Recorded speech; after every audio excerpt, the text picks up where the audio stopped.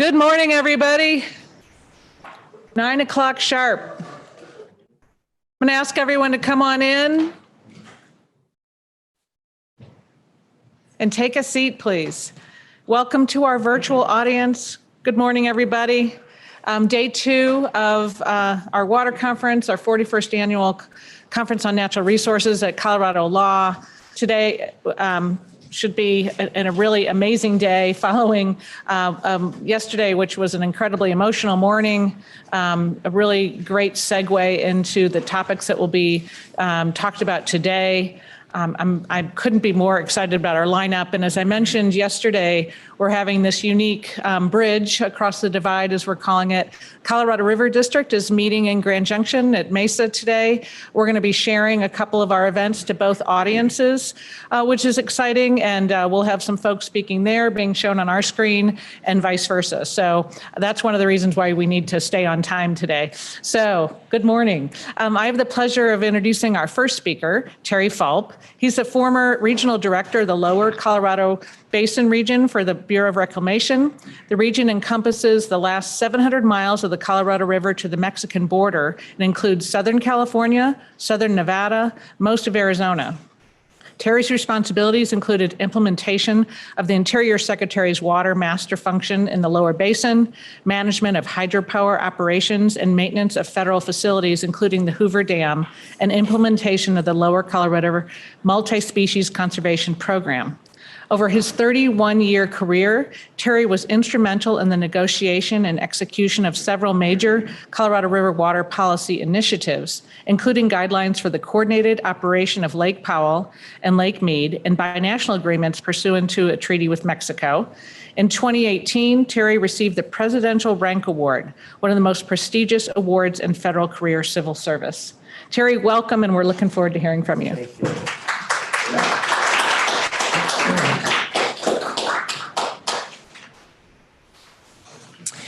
Well, again, Alice, thanks for the great introduction. And it's so good to see the colleagues and friends here today. And it's really great. Nadine and I are loving being back in Boulder. We really missed it. So I recall the first time I participated in this conference, but I certainly don't remember when that was. And I can guarantee it was a relatively long time ago, I'm sure. And I appreciate the opportunity to come back. When I was first approached to do this, I thought, what do I have to offer really? Because I've been out of Colorado River management for almost a year now. And then I saw the title and they asked me to do a retrospective. So I have the easy part today. Carly's going to follow me and she's going to talk about what we're going to do after 2026. She got the hard part, and I think that's fair for a retiree myself. Before I dive in, I want to remind us of a couple things. Maybe these are caveats or disclaimers. I don't work for the Department of Interior anymore or the Bureau of Reclamation, so I don't speak for them. My opinions are my own, and many of them, some of you will agree with and some of you will disagree with. And I certainly welcome those discussions. With that said, however, you're going to hear me use the term we. I can't say they, and I really don't know that I will ever be able to do that because that time I spent in Interior, I guess it's part of my DNA, so to speak now. So my approach here is going to be, I'm going to look back, as I said, and look at a few of the really major agreements, excuse me, that we put in place. And we put many in place. So I could have picked several, but I picked essentially 4 because I think they have the most to do with what our topic is, and that is, what are we going to do after 2026? And what I did to think about that was thought about the problems and issues we were trying to solve. What were the big obstacles, the major difficulties to overcome, and how do we go about doing that? And Finally, perhaps what we learn, and maybe more importantly, how did it all turn out? As often is the case in water management, agreements are linked, and these certainly are. And they're linked by many factors. They're linked by the natural system. For us, that means hydrology. And they're also linked by companion agreements that either came before or will come after.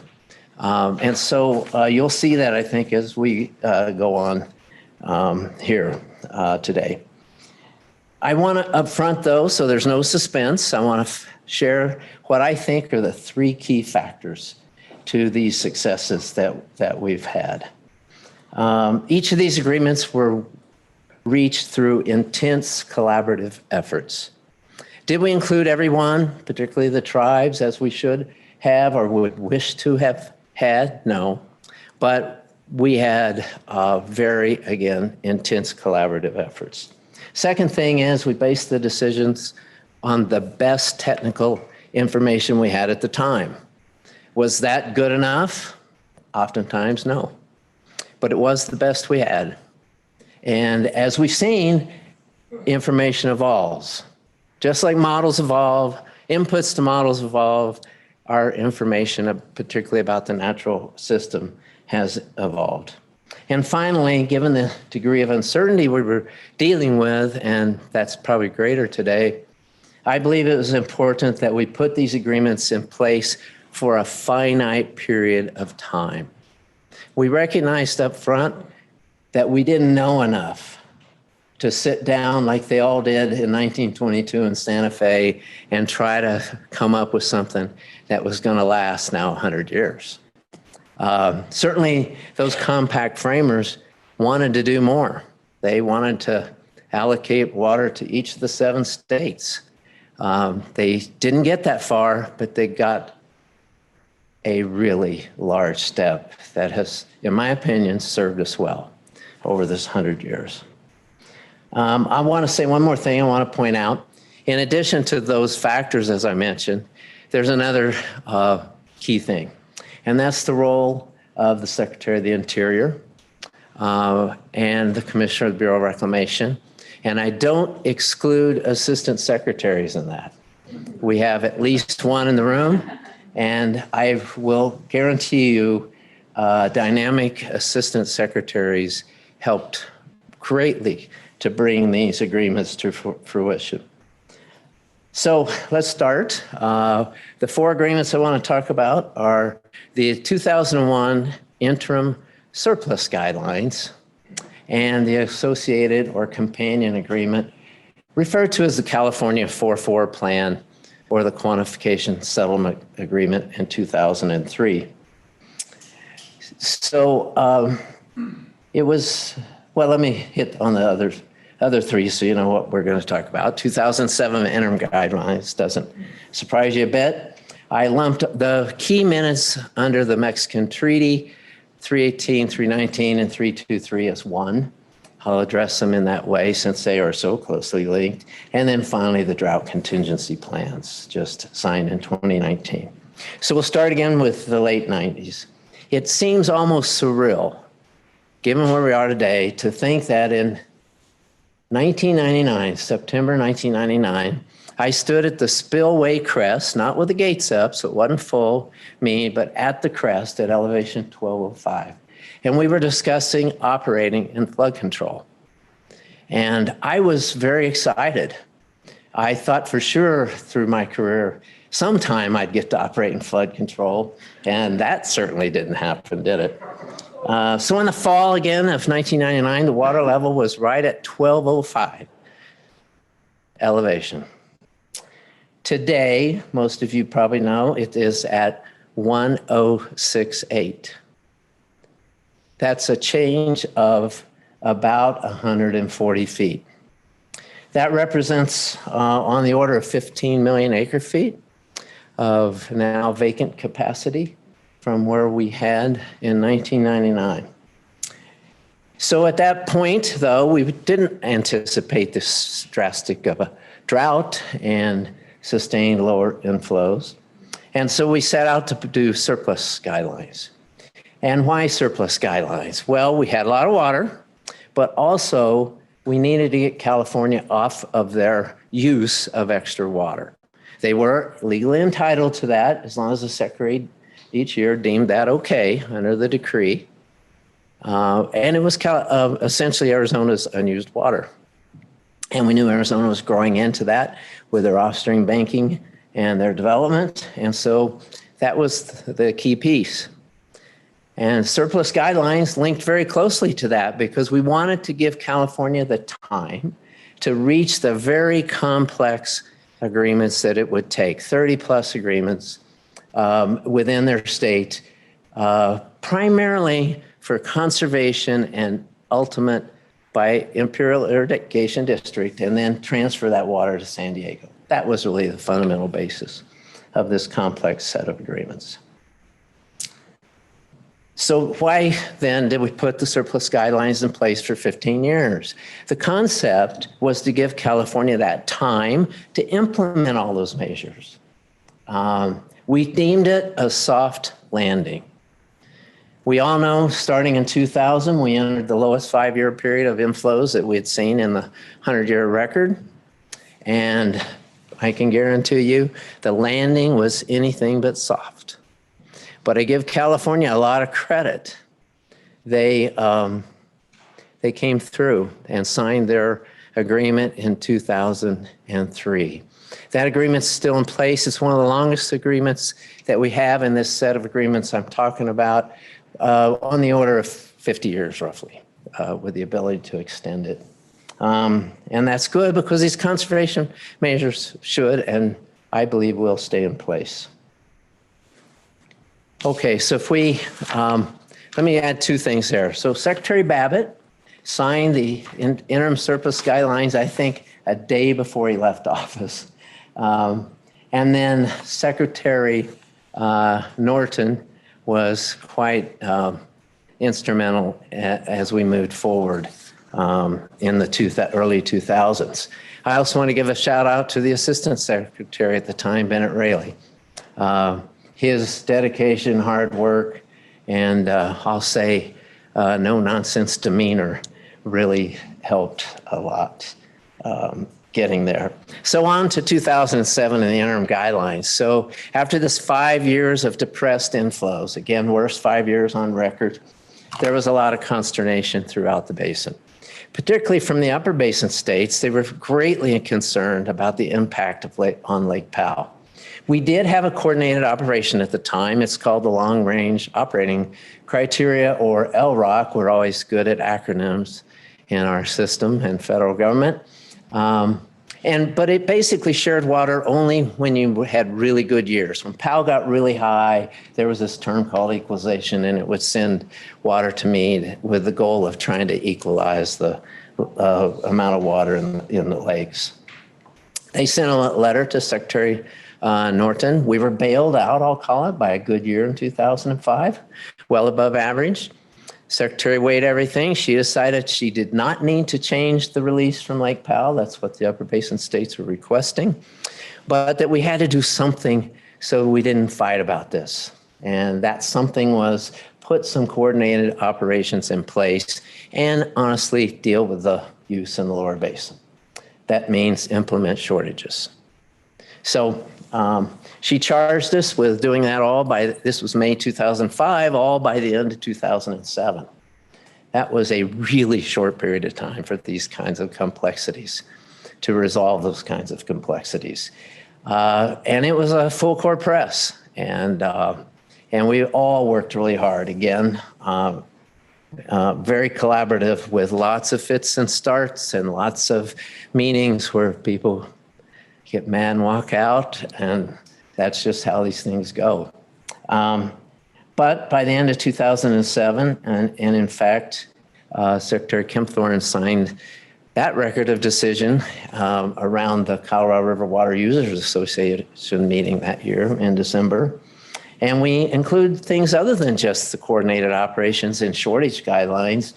We saw very clearly from input from other entities and by other, I mean outside of the Basin State Water District fraternity, if I could call it that, on the value of banking in Lake Mead, particularly a consortium of the NGOs, of which Jennifer Pitt was a very big part of, had an alternative that we included in the EIS that I think was termed something like banking before shortage. I don't remember the exact conservation. See, I was close, but that's that memory thing. I mapped it into how you create that water. So anyway, a very good process. We made it. There is one thing I want to add, and that was about best available information. Up until that point, we had only used the historical record to project future inflows. We all heard about that before yesterday. You all probably know about it. Early part of the 1900s, it was a wet period based on what we know today. And we reached out and did a lot of research with others, and Brad sitting here, he was key in that, to look at how we could postulate alternative hydrologies. And although we didn't put them in the final decision document body, they were very important in an appendix because it set us up for the future very well. We had expanded our modeling capability to be able to handle those kinds of hydrologies. And I don't see Edie Zagona here today, but she's director of the Center for Advanced Decision Support for Water and Environmental Systems, CADSWES, and that's how we all got started in the early 90s with the idea of developing a flexible modeling framework that could be used on any basin that would be rule-based. That is, you would write rules based on the policies you wanted to test, et cetera. And that's what we still use today. It's used worldwide, actually. And so we were able, with that framework, to easily keep improving this model, and that was the whole design. As data improved, knowledge improved, be able to make sure the model could be improved. What had happened before, if you don't mind, I think I might have just a minute to say it. We had an old Fortran model that ran on a cyber. There were about 2 or 3 people who knew how to run it, and there was almost no documentation. So if that sets it up for you. All right, minutes with Mexico. Let me go there. So coming out of 2005, we had, out of those conservation measures that California would put in place, was the aligning of the All-American Canal. Mexico really disputed that because it would cut down the groundwater that was flowing from the U.S. into Mexico. Our relationship with Mexico, I would describe as very rocky at that time. Then Secretary Kempthorne met with the ambassador of Mexico, and they decided we need to fix that. And we went off on a path to do just that. And it resulted in several minutes. 318.19 and 323 were the key ones. 318 is where we would allow Mexico to bank the unused water they had due to the earthquake that had occurred. 319 extended that idea of banking, also implemented water reductions, water sharing, that means shortage and surplus, as well as putting together an environmental restoration framework so that we could work on both sides of the border to improve and sustain the environment. That was for 5 years. We set out for much longer goal through 2026. We got 5. That's what we could do. I often call these pilots. You test things. You want to see, through gaining valuable operational experience, how well were you thinking? How well does it work? If it works well, you can always extend it. And so that is what happened, and that's what 323 did. It extended essentially the provisions of 319 with some more flexibility in those. I won't go into that detail. I'll take an opportunity to shout out to the new commissioner of the Mexican section of IBWC, International Boundary Water Commission, Adriana Resendez, who on the Water Education Foundation virtual seminar a week or so ago made it very clear that they see it the same way. We work so closely with Adriana. We're so pleased she's the commissioner. That we really came from a place of almost no relationship to a place, as she called it, of a close partnership. So that's a positive. Okay, let me go on to just a couple other things. The final one, drought contingency planning. You all know about that. It just became very clear that the guidelines were enough.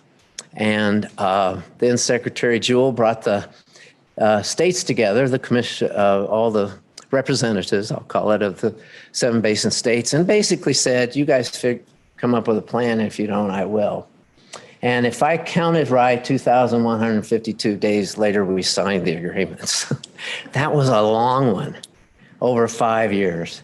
Talk about fits and starts. Oh my goodness. There were days all of us felt like we were butting our heads against the wall and would never get there.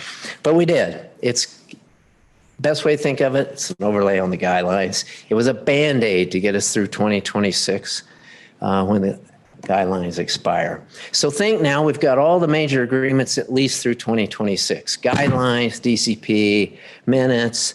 So we put everything on 2026. That's why I say Carly's got the hardest job here.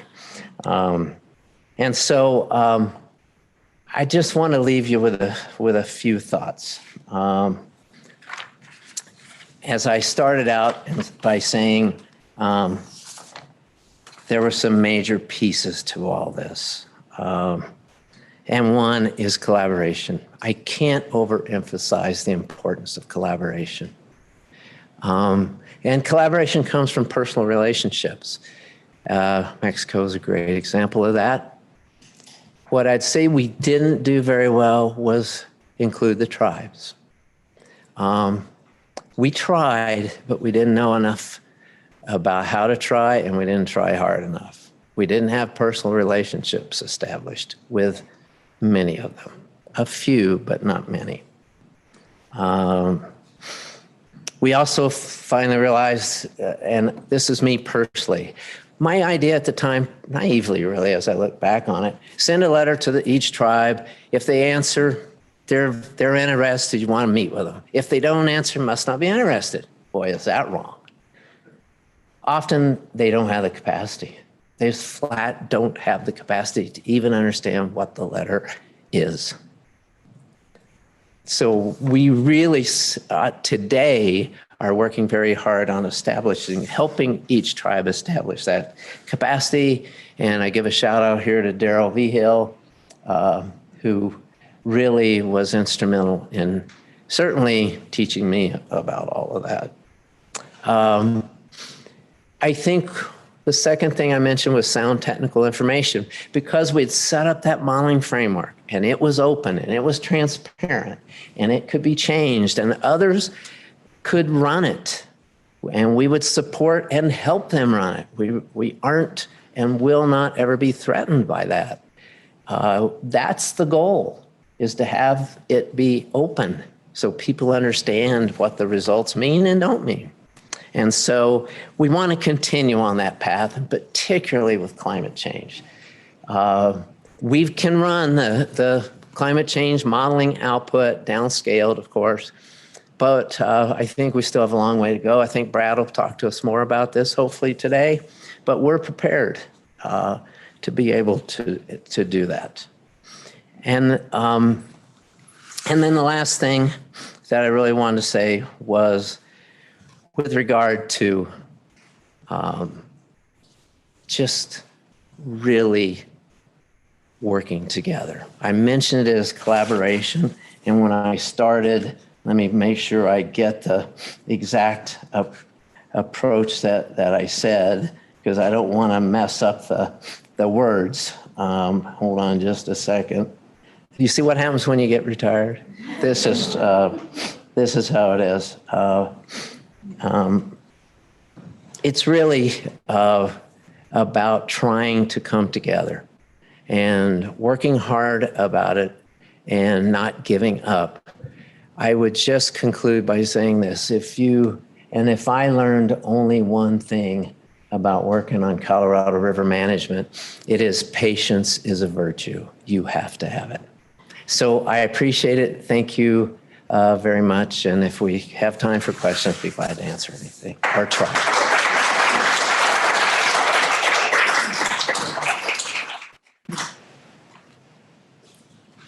Thank you so much, Terry. I know Carly's going to be brought up in 1 minute. So why don't we do one quick question and as we transition, but again, sadly, we have to stay on time today because of the connection with Colorado River District. While the microphone's heading over there for a quick question, I'm going to go ahead and introduce Carly and let you know about one time change today. We're actually starting with the Colorado River District at 9:45. So they moved up their time frame. So that's another reason why we want to move along. And Gigi Richard will be speaking first from Colorado River District, and then Brad Udall here. So go ahead.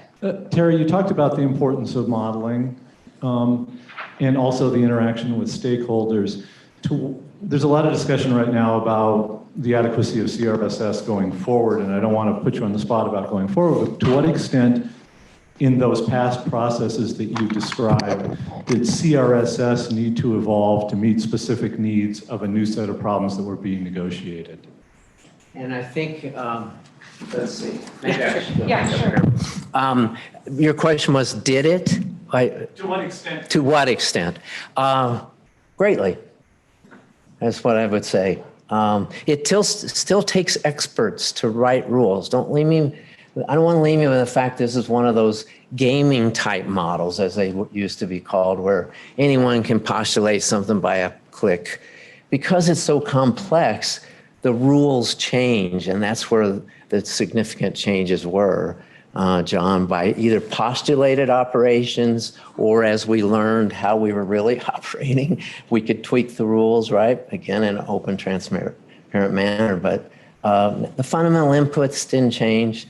We need a lot of work on those, particularly consumptive uses, but yes, greatly. I have a suggestion. Terry, do you mind just staying up here and maybe we can have a little Q&A after Carly? And, or you can come back up, or yeah, and have a seat while she's talking, and then hopefully, and I suspect if we're running late, they might be running late, but they might pop on.